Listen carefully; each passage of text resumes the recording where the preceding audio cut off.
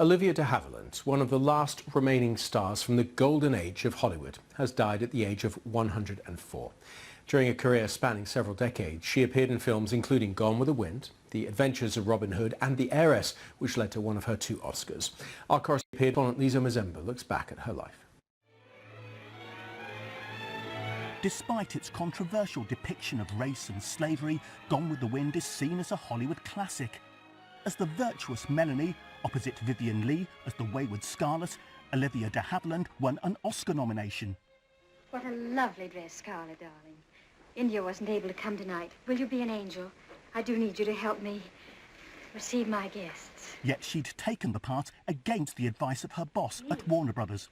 Jack Warner himself said to me, "Oh, you don't want to be in Gone with the Wind." He said, "That's going to be the biggest bust in town." I said I'm not hungry. Why, so you did. I'd forgotten. Her career at Warner's had blossomed with a series of adventure films, in many of which she starred opposite Errol Flynn. But later she won a legal battle against the company, which helped break the stranglehold Hollywood studios had over their contract stars. He came back with the same lies. Once free of Warner Brothers, her career flourished. She won 2 Oscars, the second in 1949 He has grown greedier with the years. for The Heiress. Olivia de Havilland herself stood back from Hollywood in the 1950s, but not before her talent had made an indelible mark. Olivia de Havilland, who's died at the age of 104. A little earlier, I spoke to film historian and critic Pamela Hutchinson. For me, I think it's the role that you finished with there. It's the heiress, the worm that turned role, where it's a classic woman's picture and she plays a woman who's slightly undervalued, and yet she shows that she's got inner resolve at the end. One obituary I've just read says, her soft exterior concealed a core of steel. I guess we saw that when she took on and broke the US studio system.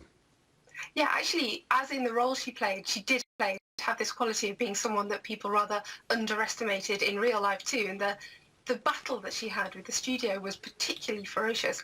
Other actresses and actors had tried to sue Warner Brothers before, but she was very tenacious. She put all her money, all her effort into it, and despite, you know, the terrible abuse that came her way for doing so, she won in the end, even if it did mean sort of sacrificing a couple of years of her own career. And that toughness in contract battles, did that come through on screen in other roles as well? Well, especially you see this as soon as we come back from after the court battle. She starts unleashing it. I think one of her most famous sort of popular roles these days is in the noir film The Dark Mirror, where she plays twins, 2 twins. Obviously, she plays both roles, and she plays the evil twin and the good twin. And the really fun thing about her performance is you can't always tell which is which and which of them will have done the murder that's at the heart of the film. I have not seen that. I need to go and see that now. But can you talk a bit about her role in Gone with the Wind? Because I guess that person in Gone with the Wind was such a tough character in real life. It's interesting, you know, when Gone with the Wind was being cast, so many stories about the fact that many actresses were in a flurry to audition for Scarlett O'Hara. This was going to be the role that would really make their career. And Olivia de Havilland knew her strengths, and she knew what would work well with her, and she went with the same kind of determination for the role of cousin Melanie. And she did have to be a bit devious. As you say, the boss of her studio didn't want her to take the role. In fact, afterwards, when he talked about the plotting that she had done, he said that she concealed a brain like a computer behind her fawn-like eyes. He was quite shocked at what she'd done.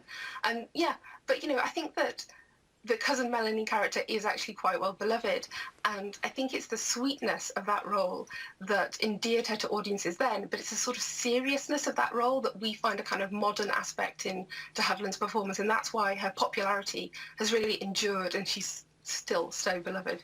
And there was a rather unique relationship with her late sister, Joan Fontaine, who also won an Oscar. Yeah, absolutely.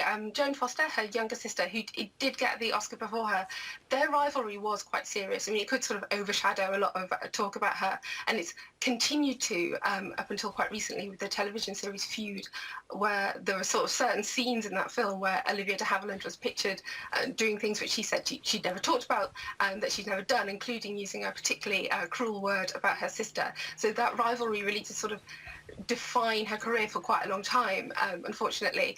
She did sue the makers of the TV programme. She wanted to... At the age of 102, she sued them. Yeah, she wanted to have a second landmark legal case and change Hollywood for the second time. She wasn't successful this time. Pamela Hutchinson there. Now, we have all heard that a dog can be a man's best friend. But what about a camel? This